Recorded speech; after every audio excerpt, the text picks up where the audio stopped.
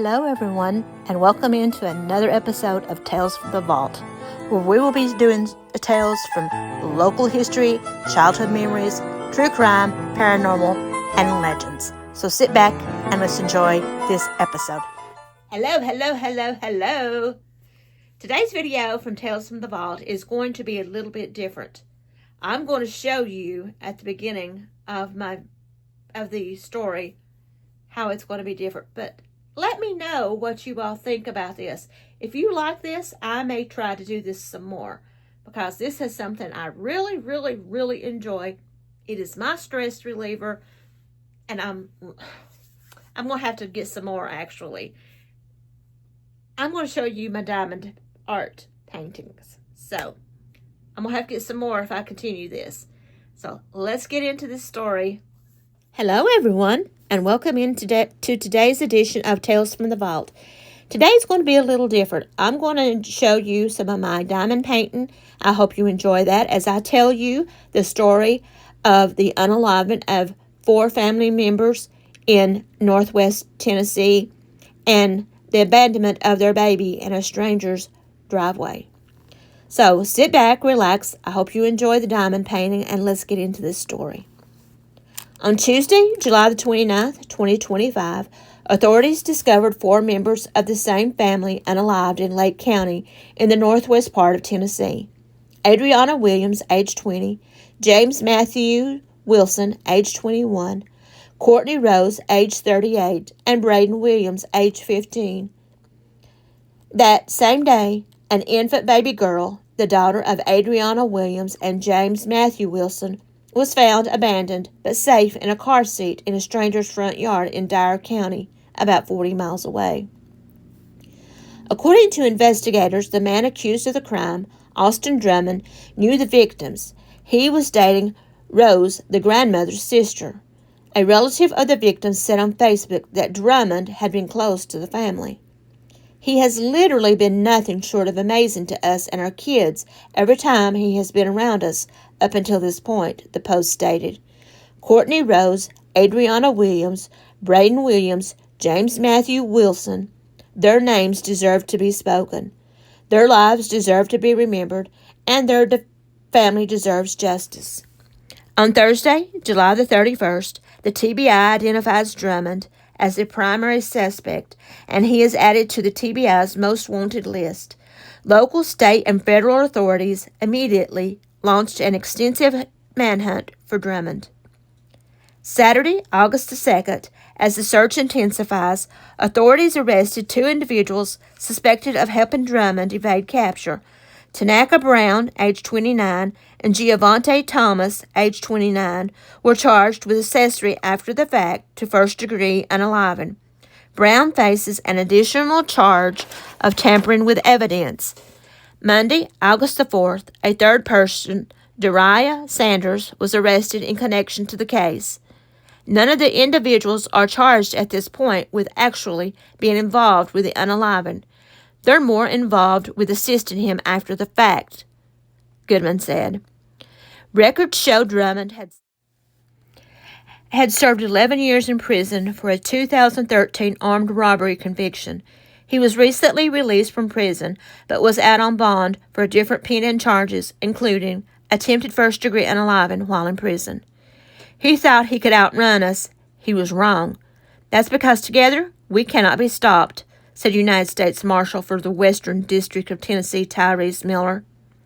The Jackson Police Department released video showing Drummond armed with a black firearm and wearing a camouflage shirt and pants in the Jackson area. The reward for information leading to his arrest had reached $32,500.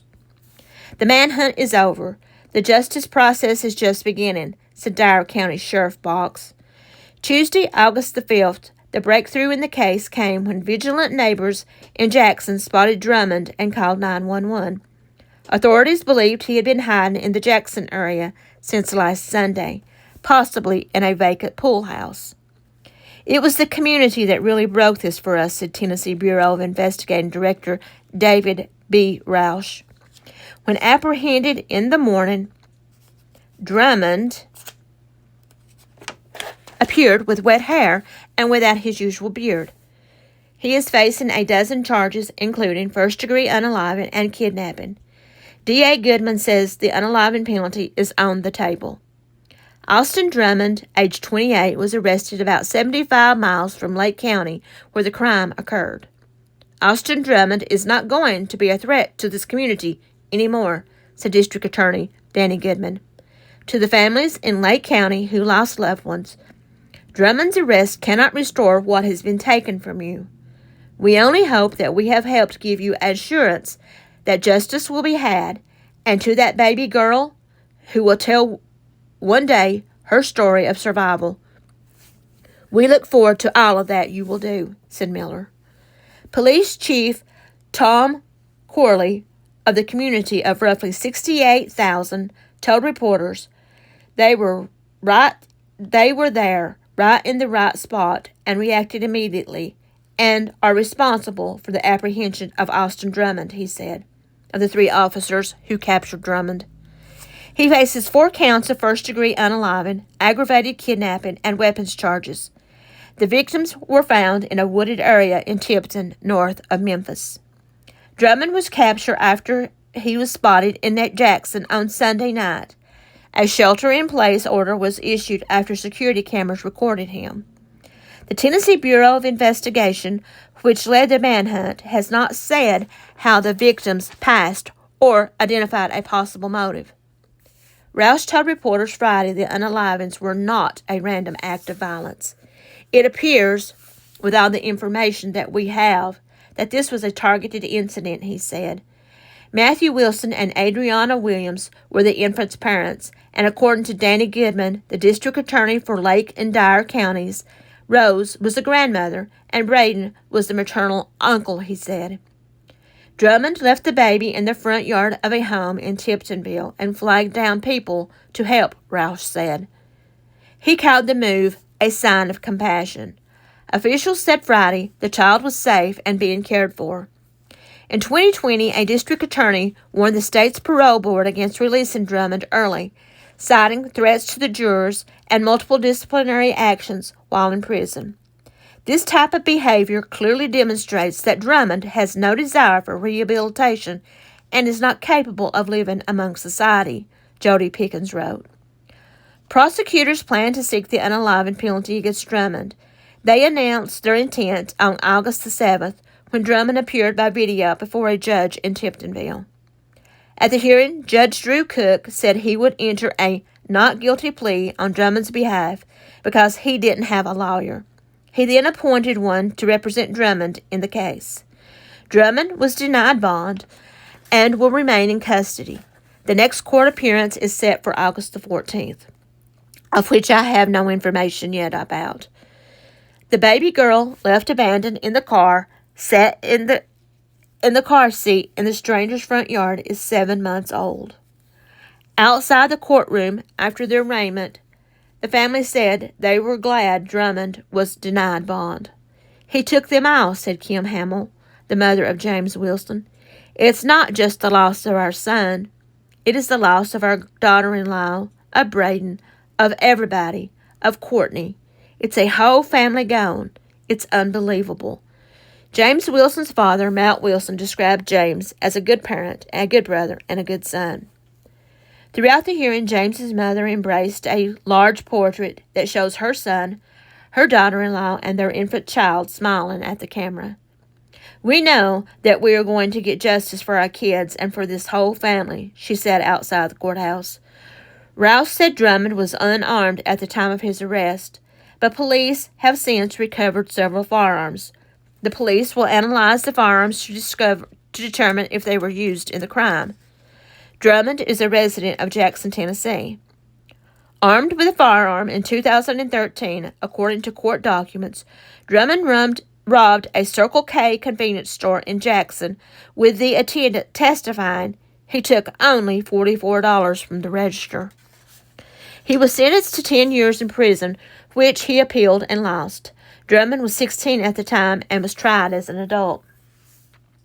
While imprisoned, Drummond was accused of posting photos and videos on social media showing his access to cell phones, a handheld gaming system, and alcohol. Drummond was caught after a construction crew worker in Jackson saw him walking in the middle of the woods. On Friday, August the 1st, authorities had located Drummond's damaged Audi A3 abandoned on a road in Jackson. On Saturday, August the 2nd, authorities also located a Ford pickup truck believed to be connected to Drummond in Dyer County. On Monday, August the 4th, cops released surveillance footage of Drummond wearing camouflage gear, stalking a neighborhood, and trying to get into a church building. Drummond was also charged with having illicit substances in jail. Photos on Drummond's Facebook while he was in jail showed he was living a life of luxury, with a Roku and a pantry filled with snacks. It's unclear how Drummond got the illegal items into the prison, but he was charged 4 times with getting contraband into a penal facility. He also shared photos of his setup in his cell and his pizza dinners with a caption, "Chillin' 10 more months." Also, photos of him and his cellmate posing with a vodka bottle inside the cell saying, "Ciroc, almost home, living it up till I get there." Rose's sister, who dated Drummond, was confirmed to have been a corrections officer at Northgate Correction Complex, where Drummond was incarcerated there. Photos on social media show the pair together after Drummond was released from custody. Investigators believe Drummond has connections with the gang, Vice Lords, and suspect he may have gotten help from its members.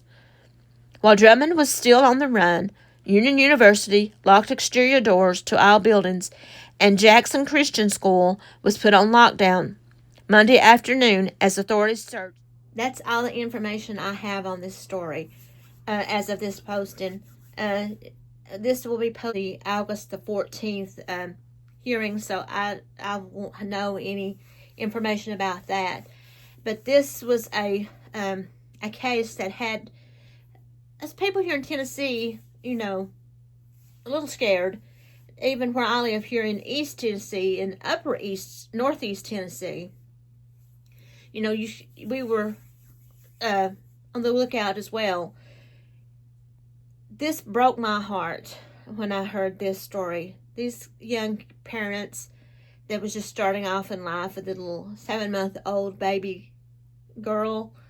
That was what I had heard first was that the baby was found in someone's front yard, abandoned, and they had called authorities and somehow must have made the connection and went searching for the parents and found them a little while later, deceased in the woods. And then somehow they made the connection to Austin Drummond and found him. They were releasing videos right and left on the news about the videos that, like, I saw the video. I won't post it here, but I don't want to give him any more attention than what I just did, because I don't think he deserves it. He is innocent until proven guilty, but the video did show him trying to get into people's places and churches and things. So they were vigilant. People were vigilant, kept an eye out. They spotted him. They turned him in. I don't reckon he put up much of a fight to when they captured him. He's probably relieved, actually, to get caught, because he had been on the run, I'd say, close to a week. It was July the 29th that the baby was discovered, and it was like 7th, 5th, between the 5th and the 7th that he was captured.